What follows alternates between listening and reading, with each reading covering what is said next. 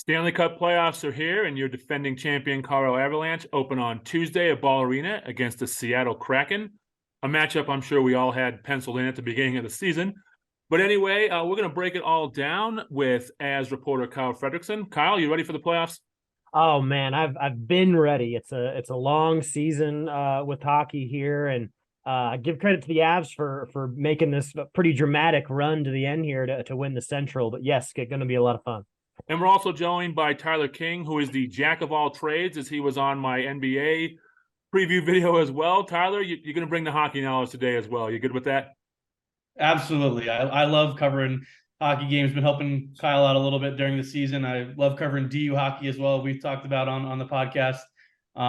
But yeah, looking forward to the next 2 months or so at Ball Arena, where I'll be there for all the Nuggets games and a couple Avs games as well. So it's going to be a fun couple weeks here. Yeah, Ball Arena will be the place to be this week, starting tomorrow night with the Nuggets and then Tuesday with the Avs. So like I said, they open the Stanley Cup playoffs with the Seattle Kraken on Tuesday, 8 p.m. puck drop. Is that correct, Kyle? Yeah, it's going to be some late night hockey Yeah. for the next few games here on the West Coast. So yeah, I think it's 8:30, and then 2 8 o'clock games back in Denver. Woo, all right. So, like you said, like this run that the Avs went on to claim the Central Division, they're the 2 seed in the West, has been pretty remarkable.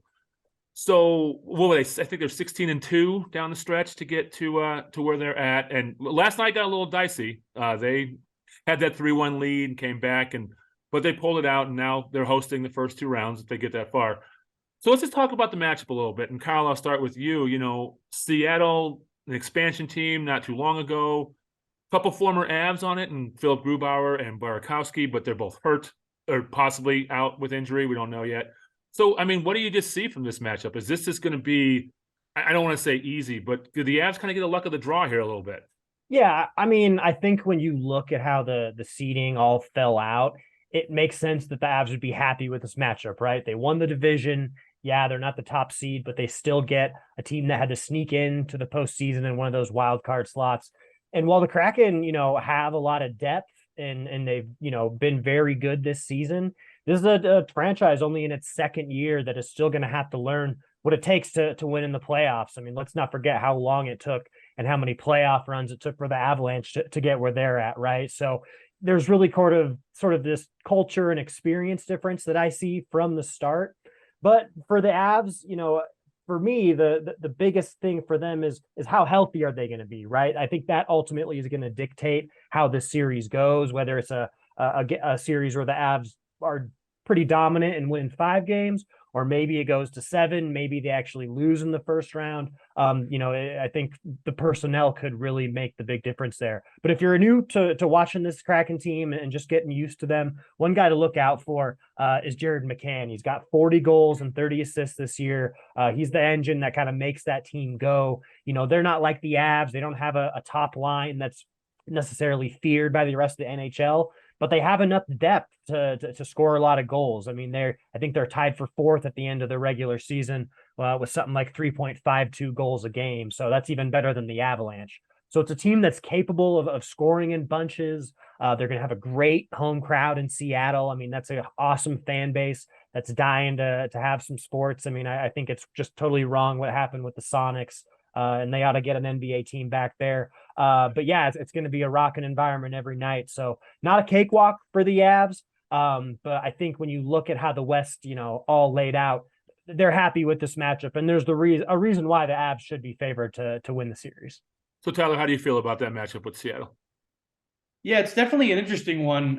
It is, like Kyle mentioned, they play really fast. It's a younger team that likes to really get up and down the ice. So it could cause some issues for the Avs if they're, caught sleeping and don't have the best first period effort, as we've seen time and time again at points this season. Not lately, obviously, as Kyle mentioned, they've been playing really, really well. I think only 2 regulation losses since March 10th, over a month ago. So it's just insane the run they had to the end of the season. So I think regardless of who the matchup would be, I think the Avs should be confident just based off the way they're playing.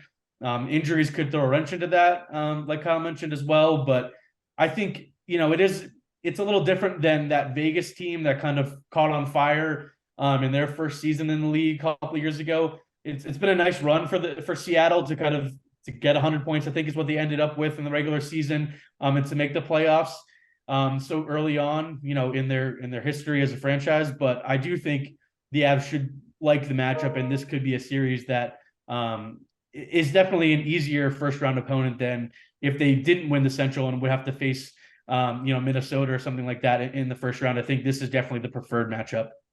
So I want to talk a little bit about pressure because, with the Avs being defending Stanley Cup champions, I just took a look at how the Avs did the following year after they won the other two cups.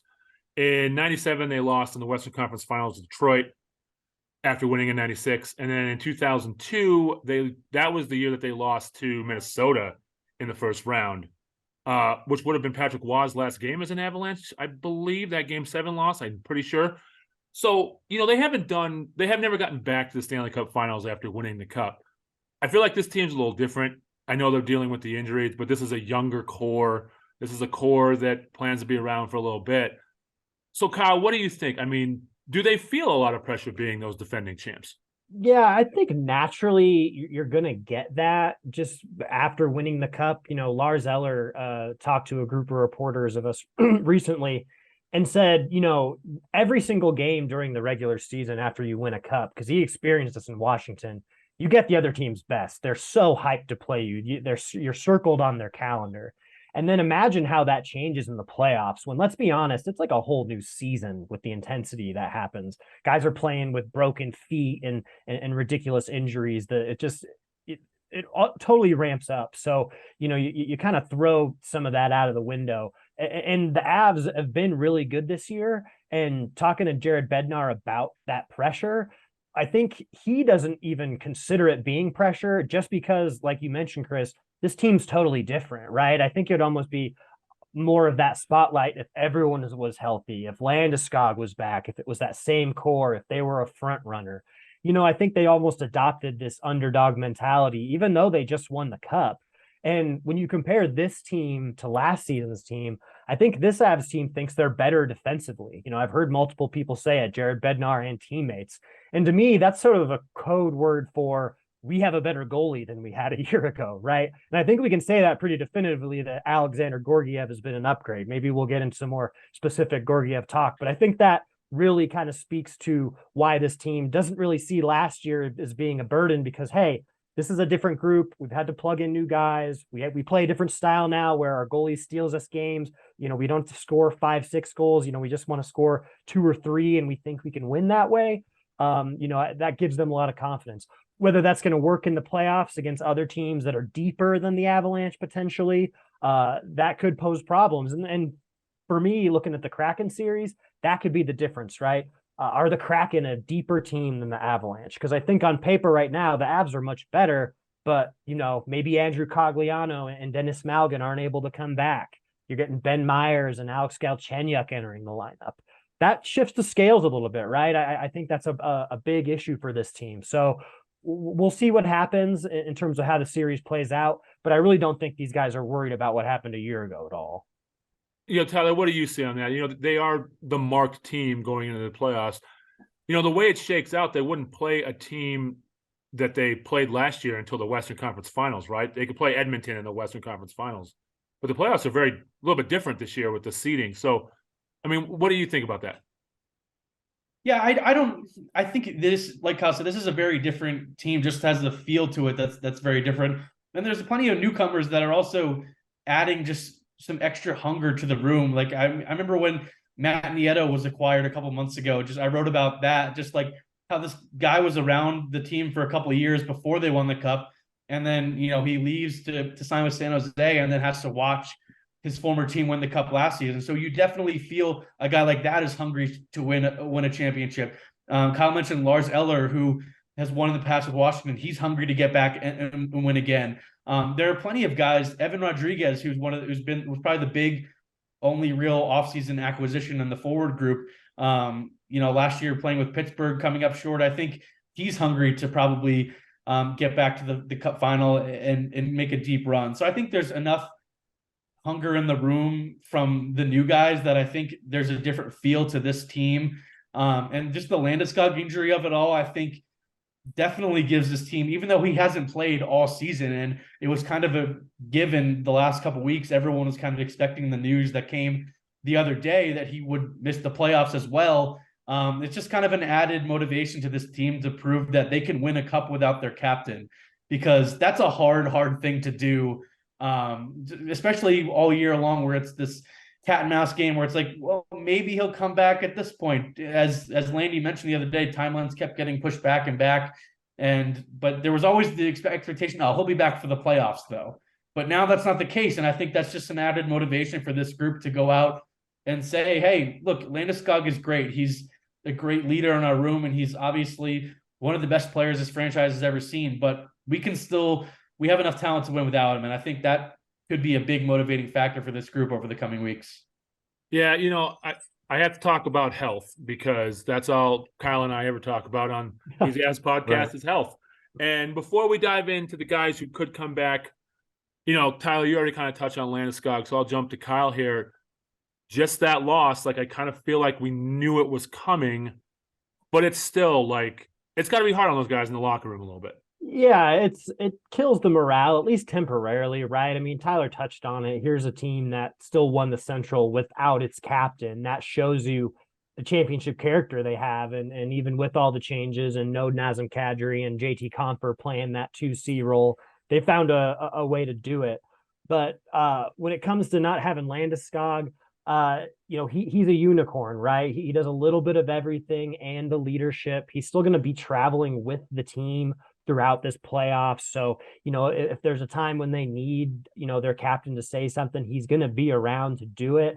I think that's important, but I don't think it's actually that necessary. There's, anytime we've ever asked Jared Bednar about specific guys who've stepped up in Landy's absence, he always just brings it back to the group. He's like, yeah, we have lots of leaders. There's a whole bunch of different guys, and they do it in different ways. You've got Nathan MacKinnon, who has no interest in coddling his teammates and being the emotional guy. He's just going to lead by example. He's going to do it his way. And then there's, other guys like, Gabe and Jack Johnson, veterans who've been around so long and just bring a joy to the room that also kind of brings balance, because you don't want too many Nates who are always driving the ship. So a lot of guys are going to fill that space in Landy's absence. But the fact that the Avs got to this point without him, to me, I didn't sense a lot of doom and gloom in the room talking to his teammates. Now, the biggest takeaway from me in that news conference is just sort of the sadness and sort of the uncertainty that I felt from Gabe Landeskog in terms of what's next for him, because he's going to do whatever it's going to take to come back, but he's running out of options. And if he has another surgery, we could be talking about another year in recovery before he's even ready to go back again. So something I'll be examining in the coming weeks and months, probably, as we figure out more about his status. But for now, this team is going to surge ahead without a captain. And if I'm on that team, I'm slapping the C on Cale Makar, if not now, at the beginning of next season, because it's inevitable that he's probably that next guy. Yeah, real quick, I want to correct myself. The Avs definitely won the Cup in 01, actually lost to the Red Wings in 02 as well, just like they did in 97. That was the game when they lost 8-0 in Detroit. Then the next year they lost to the Wild in Patrick Waugh's game. So my fault on getting the years wrong there. Anyway, accountability journalism there. That's nice. But I got to make sure. I don't need people in the comments on YouTube. Yeah, right. Got to make sure. Anyway,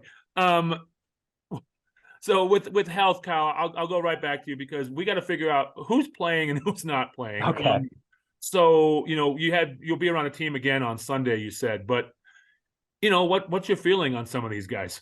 So the things we know for sure is Josh Manson's back for game one, and that's a huge addition for this team. The physicality and the presence in the back end. He also generates more offense than maybe people think, just with that big body and the way that he goes about his business. The Avs need it. They need that mentality in the playoffs. Physicality reigns supreme this time of year. And the Avs, they don't have enough of it without Manson in the lineup. Lehkonen returned recently. Francouz returned recently. Those are guys who are still working their way back, so maybe not at peak form. I would expect Avs to really lean on Georgiev unless his performance starts to get a little bit shaky, especially with these days in between games. It's a lot of work, but they trust him. That's why they signed him. Cale Makar, to me, is a little bit of the elephant in the room.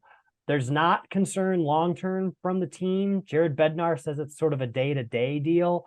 But for me, it is sort of a concern that he didn't get any games back in before the playoffs started. The Avs historically this year, when guys have come right back into games off of injury, have played well, especially Josh Manson and his, one game back before going back on the injured list against Minnesota. That was a great performance by him. But there's still a bit of a risk there. Cale needs to be at his best for this team to win long series. Really, he could be the difference maker in this team going on that long run, just because they haven't had him sustained for a long time. But outside of that, Dennis Malgin and Andrew Cogliano, those are the guys who are really hanging in limbo as well, just because they got hurt in the last game of the season. Cogliano slams into the boards. Looks like it was a shoulder, collarbone, maybe even a concussion issue. Throws his stick going into the room. Didn't seem happy. To me, there's some maybe concern that he's not ready for round one. With Malgin, it was a little weirder. I think he was on the bench and maybe even got hit by a puck, some kind of crazy thing that happened, because it didn't seem like it was in gameplay where he got injured. But Jared didn't have any timeline for either of those guys. They were out in Nashville, wasn't on the road for that one. But like you mentioned earlier on Sunday, recording this video on a Saturday here, we'll get a better update on those guys. And for the Avs, they certainly need those depth players because, like I said before, it's going to put them in a position where some of those AHL guys who have been solid in spurts during the year are all of a sudden going to be playing important fourth-line minutes in the playoffs. And that's just not ideal for a team that thinks it's going to repeat. All right, let's move on from the health and let's talk about somebody who's really been available, and that's Alexander Georgiev in net. And Tyler, I want to go to you. I mean, this is going to be his first time as a number one guy, and he's leading the defending Stanley Cup champions. He won, 40 games this year, I think, in net as a starter. So, how impressed have you been with him, and how do you see him going to the playoffs? Yeah, I think what Kyle hit on earlier about how confident the Avs are in their defense, aka Georgiev, I think is a really big key, because that was kind of the Achilles heel of this team the last couple of years in the playoffs. Obviously, last year they were able to get over the hump with Darcy Kemper back there, but I just think there's an even bigger confidence in what Georgiev is able to do. He's a confident guy himself, as we've seen all year long, and I think it's really translated into his play. And I think he's definitely the best goaltender the Avs have had. Obviously, they're going to be going up against Philip Grubauer potentially in this series.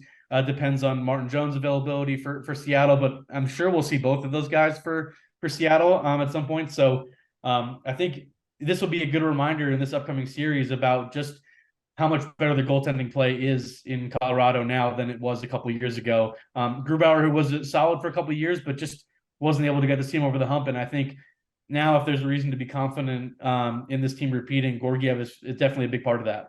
And Kyle, I know you've talked to Georgiev a bunch and kind of did some big features on him. Is there a more confident guy on the Avs than him? Well, Nathan McKinnon is maybe the most confident person in the state of Colorado. But yes, to your point, he is that guy. And if I'm an Avalanche fan, I love that. People, I think, scoffed when Georgiev was talking to some New York media about how he felt like he should be the starter, and that's with Igor Shesterkin in the room. But you look at these stats from this past year and where Georgiev and Shesterkin add up, and I think you'd take Georgiev. Maybe he's got a better team in front of him than Shesterkin did with the Rangers. You could make that argument. But at the same token, there's just been many nights this year, or at least several, where it felt like Georgiev stole them a game. And that's going to be so huge in the playoffs. And, who knows how he's going to respond in some of those environments. I mean, Georgiev's never been a starter in a playoff series before. There's so much pressure that goes along with that. When the Avs were losing back in January, it seems like a long time ago, but Georgiev was a guy who was very animated in his displeasure about what was happening, slamming his stick onto the net, getting very angry when there was defensive breakdowns in front of him. But even in those moments, that wasn't breakdowns on Georgiev's play where he was the reason that the Avs were losing. He was simply trying to hold his teammates accountable when they were playing really poor stretch of hockey. So I like that for the Avalanche as well. So I do think they're going to need Francouz if they plan on going several rounds. And Frankie has proven to be really solid. I mean, let's not forget how last year. Yeah, exactly. How great he was a year ago when Darcy Kemper took that freak stick to the eye. So, they're going to need both of these guys to get the job done, and Frankie's experienced in that. But I think you could make a strong argument when you look across the NHL that Georgiev might be the best offseason trade acquisition of anyone in the whole league. I mean, you don't just all of a sudden fall into a top 10 goaltender who has never been a starter before. Like that's not a thing that happens every offseason. So, kudos to Chris McFarland and Joe Sakic. I mean, among talent evaluators in the league, few organizations have a better track record over the past few years. I mean, yeah, he's been pretty unbelievable, and I think that he's going to be. It's nice to have confidence back there, and it's crazy to think that, they won the cup last year, and I don't ever remember Darcy Kemper stealing a game. Right, exactly.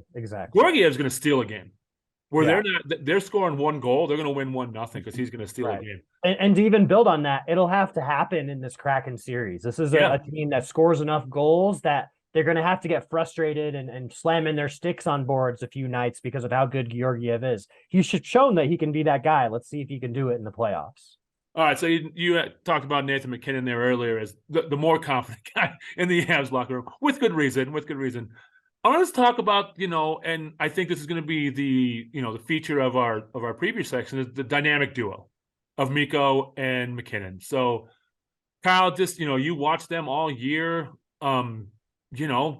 I don't even know how to describe it. How would you describe it? Yeah. I mean, let's start from like a real big picture level. When we look back at this season in 10 years, whether the Avs go one round or two rounds or win it all, the biggest takeaway is going to be, wow, what a historic season for Mikko Rantanen and Nathan MacKinnon. Two guys who've been all-stars and superstars who all of a sudden elevated their games to, being arguably, top 5 players in the league.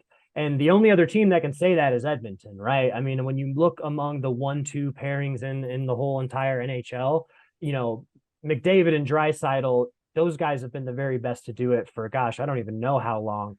But right behind them, 1B or number 2 is MacKinnon and Rantanen. And the thing that impresses me the most in what they've done this year, even in comparison to, Joe Sakic and Peter Forsberg, the last 100-point duo the Avs had, is the fact that these guys have played on different lines with different groups, with different teammates. They've played together, they've played apart, and it hasn't mattered. And especially down the stretch, when you look at the way that Nathan MacKinnon has played, since the All-Star break after his injury, he's been right there with Connor McDavid as the best player in the league. If Nate doesn't get hurt this season, he's, in the conversation as being the Hart Trophy winner, I think. That's how good he's been. He had to turn it on late. I think early in MacKinnon's seasons, we've seen him hit a lot of posts, miss on a lot of close shots, but he's still pulling the trigger quite a bit.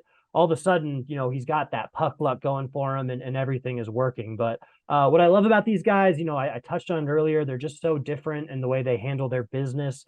But Jared Bednar encourages it, right? He wants guys to be who they are. There was a really great response by MacKinnon the other night in a very short, kind of abrupt interview where someone asked him, like, hey, do you, have to step up as an emotional leader without Landeskog? Like what do you got to do to be better for your teammates without him? And Nate, without skipping a beat, goes, no, that's not me. I'm not going to change who I am, and I'm just going to play my game. And part of that is him wanting that interview to be over. And another part of that is truth, right? Like MacKinnon's not going to change who he is just because the captain's out of the room. Other guys will, and they'll take on that responsibility. But he's just type A to the bone, and it just makes this team so much better when you have that. I don't think you want a whole roster full of MacKinnons and that personality. I think that could maybe make a room difficult to handle. But just a little bit of that and a mix of just, really genuine good dudes in that room makes everything go. And for Mikko, he gets feisty on the ice. He complains to the refs. He's pretty rowdy. But he also was awarded with the basically the media compliance award. We did a little vote among beat writers, started by Bennett Durando, his idea. This is something they do on college football beats a lot.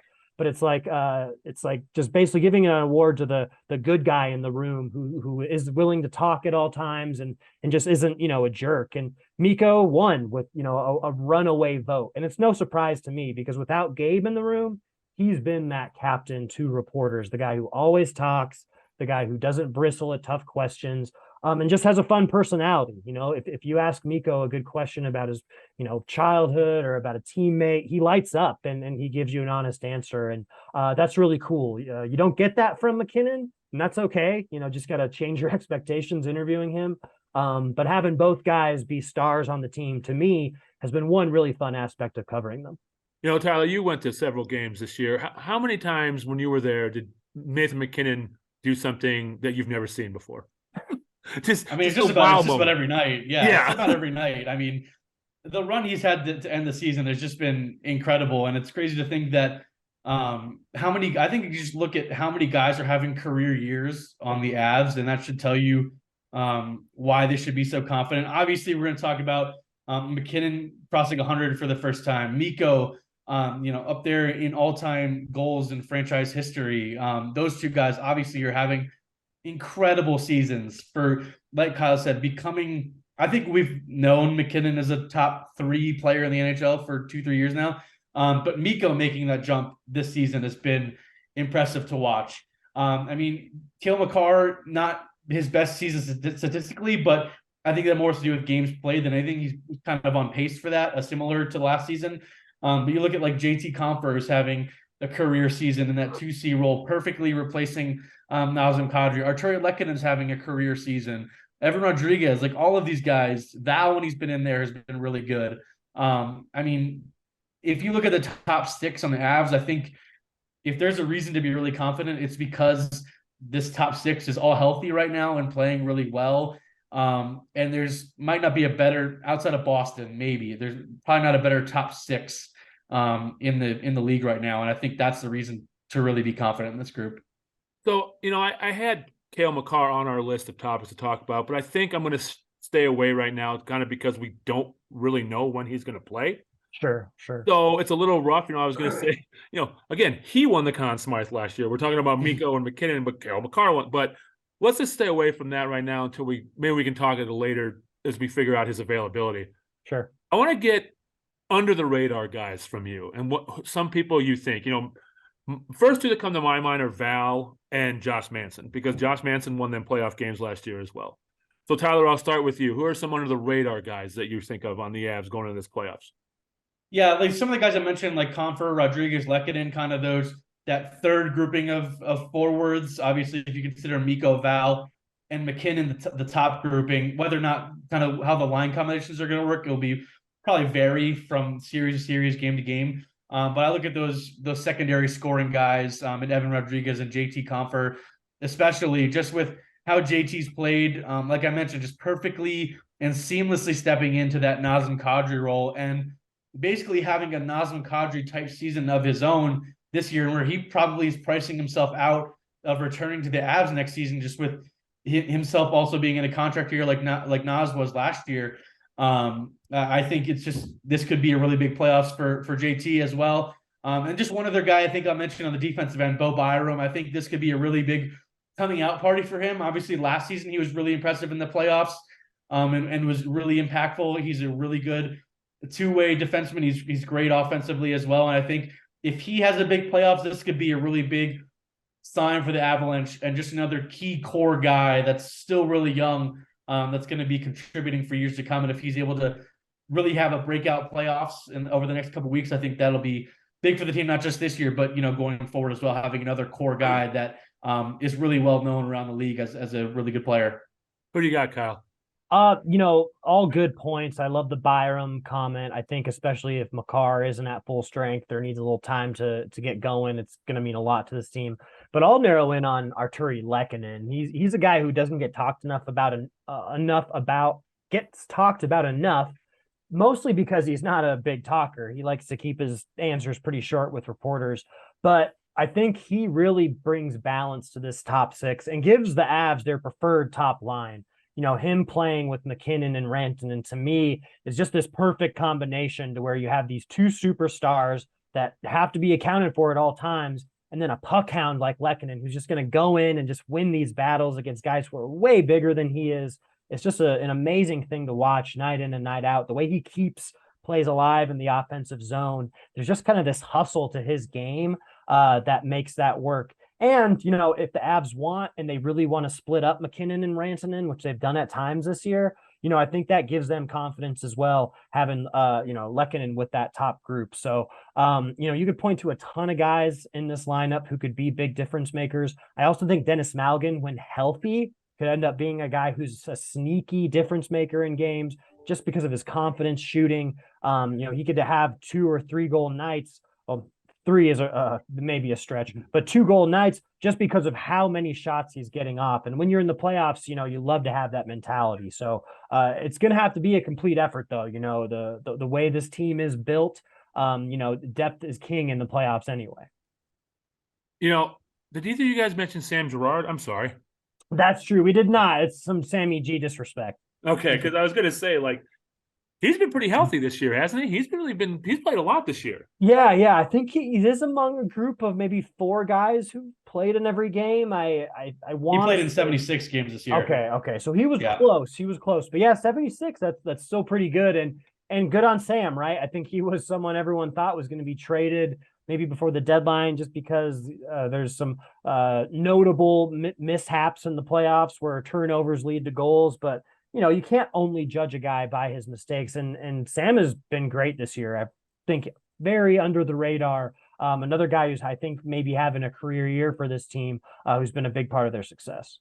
Him and Bo together have been a really good combination. I think that second defensive pairing, and even, when Makar's been out, Sam has stepped up into playing with Devon Taves on the top D pairing. So I think, like you mentioned, that Sam Girard is going to be really important for this team's success. Him and Byram is going to be a really good pairing, and how well they do could determine how well the team does as well.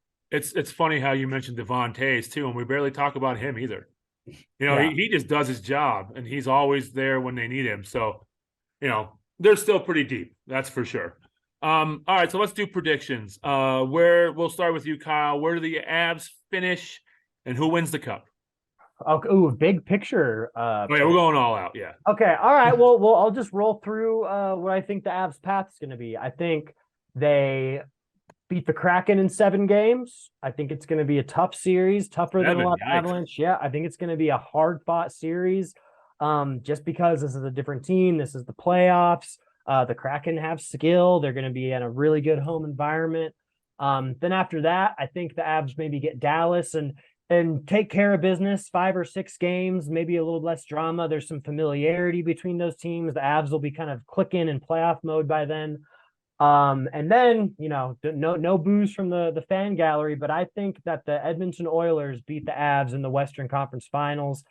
This is McDavid's year. I just think to have the far and away the very best play in the world, like the player in the world like Edmonton has, he's got to win a cup. It's just destiny, and this feels like the team that's probably going to do it. And coming out of the East, I mean, pick your poison. I guess I'll go with Boston. Maybe at that point they're so battered and bruised by playing some of those other really good teams in that conference that they're not at full strength or something happens. But for whatever reason, give me the Oilers, and a great season by the Avs. I mean, there's no shame in finishing in the Western Conference Final. There's a standard that's set with this team of winning the cup now. But considering you don't have your captain and all the injuries, it would be shocking to me if this always injured team made it through a deep playoff run and didn't lose a few more guys, right? Like, let's just be honest. It feels like it's maybe in the cards. I don't want to give the team bad juju, but that's just what we've seen all year. So for me, that's going to end up being the crux of when we look back at this squad. Oh, well, why couldn't they repeat? They just didn't have the bodies. So, it's funny you talk about them going 7 in the first round, and they lost 4 games last year in the playoffs. So yeah, right. It's going to be a different run. I really do. So Tyler, what do you got? It's weird. I have almost the exact same predictions as Kyle. I think I have the Avs, beating Seattle in 6 or 7. And then beating Dallas in 5 or 6, and then losing to Edmonton in 6 in the Western Conference Finals. As I just really, I kind of co-sign everything Kyle said about McDavid and just this kind of feeling like this here to get out of the West, but I don't have them winning at all. I do have. I think this might be the year we finally see the President's Trophy, curse being broken. I mean, I think it's been given out like 36 times, and only 8 times has the the President's Trophy winner, won the Stanley Cup. So like, I mean, that's, you know, a little bit over 20% of the time. But I do love this Boston team. They are just a wagon. I really think they are just so deep. They have great goaltending. So I have Boston over Edmonton in the Stanley Cup final. But like Kyle mentioned, I mean, Boston might not get out of the East either. There's no given. That's not a given, even with how good they've been and how dominant they've been all season, breaking all kinds of records and things like that. I would not be surprised at all if New Jersey gets out of the East. They've been really hot to end the season, kind of the East version of the Avs with the way they've been playing of late. And I like Carolina as well. I think the Hurricanes are a really good team. They've been in the playoffs a lot the last couple of years, kind of been battle tested, and I think they could give Boston a really good run if they're able to get past New Jersey in the second round. And there's plenty of other teams too, like maybe Toronto finally has a run in them. I don't know if they'd be able to get past Tampa Bay in the first round, but if they do, I could see them giving Boston some trouble in the second round. So the East is really loaded. But I just really think Boston this year has just been way too good. And I do see them beating Edmonton and probably a 7-game series in the Cup final, which would be an epic Cup final. Just the talented and deep Boston team versus McDavid and Draisaitl out of the West. I think that would be an epic 7-game series. All right, so I'm kind of similar, but not completely. So I think the Avs beat the Kraken in 5. I think they do beat them easy. I think that's the hard series is the next one against Dallas, because the Avs play 7 games with Dallas all the time. It just seems like that's what they do in the playoffs. Yeah. Nothing good has ever happened when the Avs go play in Dallas in the playoffs, really. So, or in the bubble either. The Landeskog injury. That's what still plaguing them. And that was that weird game where they were up, and then 30 seconds later they gave up the tying goal in the game. You know, nothing ever happens good. But they beat them in 7. I think they lose to Vegas in the conference finals. I think Vegas mucks it up against Edmonton and then does it again to the Avs. I really do. And I think we have Vegas-Boston in the final. But, you know, Boston could play Toronto or Tampa in the second round, which is not going to be easy. The East is a lot like the NBA playoffs, where the East second round is just awful. Or it's going to be an awful fight, you know. So I think – but, yeah, I think Boston gets it done. Like, I think it's just their season. And kind of like the Avs were last year, where it was just their year. And the Avs, like you said, I think they run out of bodies, and I think it just – 2 deep runs will take a toll. I mean, what Tampa has done the last couple of years is pretty amazing. And I don't know if the Avs have the bodies to do it. Yeah. And shout out to Jim Montgomery with the Bruins, right? Former DU coach. I interviewed him several times when he was still with the Pioneers. Very charismatic guy. Then a very public battle with his alcohol addiction. Loses his job essentially over it with the Stars. And here he is with a second chance and showing that clearly he's one of the great hockey minds out there. And, you know, I think we were lucky to have him with DU for a while. No lack of good coaches with the Pioneers either. But I think that's a cool local storyline, for Avalanche fans to follow out east. So all our preview content will be coming out on Monday evening, Tuesday morning in the e-edition. I'll let both of you plug some stories you've got coming in that section. Kyle, you go ahead and go first. Yeah, so I touched on it earlier, but I'll be writing on Nate and Mikko getting to 100 points, just really examining their unique relationship. You know, like I mentioned, this is really the story of the season for the Avalanche, the way these two have carried the team, and just really trying to bring players into that locker room, right? I think it's unique in the NHL that we have all this access to these guys day in and day out. And even if, McKinnon's answers are short or guys aren't available every day, it gives us a real sense of how they tick. So hopefully this story will let readers in a bit and really we'll show them, if this team does prove us all wrong, as we all picked against them today in this video, it's going to be because of these two guys. They're superstars. They're legends. They should have statues outside of Ball Arena. By the way, why are there no statues outside of Ball Arena? Even if it's not like the OG site for some of these guys, like give me a Patrick Waugh, like give me the Mutombo. I don't know. Maybe there's a better Nuggets player out there, but that would be great. But either way, they would belong in that conversation. And any way we can write about them is a cool thing to do for fans, I think. And Tyler, what about you? Yeah, I'm not sure exactly yet, but for the Av section, but Obviously, I'll be at the Nuggets game tomorrow night with Vinny Benedetto. So game 1 tomorrow night for Nuggets T-Wolves. Late tip-off, 8:30 p.m., but, I'll have a story after that game and plenty of, CU football stuff coming up as well because we got the big spring game next week. So it's going to be a busy week for me, bouncing all over the place. Hey, and shout out to the ball arena, arena workers, right? The people who are making these changeovers. That place is going to be so crazy over the next week, going from basketball to hockey. Like it's literally not going to sleep. Like there's going to be people working 24/7 in that building. Deserve a lot of credit. They don't get a lot of shine, and they're the people who make this thing go. Yeah, there's nothing there on Monday, but then it's Sunday, Tuesday, Wednesday, Thursday. There will be a playoff game there. So, like I said, our preview content will come out Tuesday, and then stay tuned for all coverage of as long as this Avs playoff run goes. So, guys, it was fun talking Stanley Cup and Avs with you, and we'll talk again soon. Absolutely.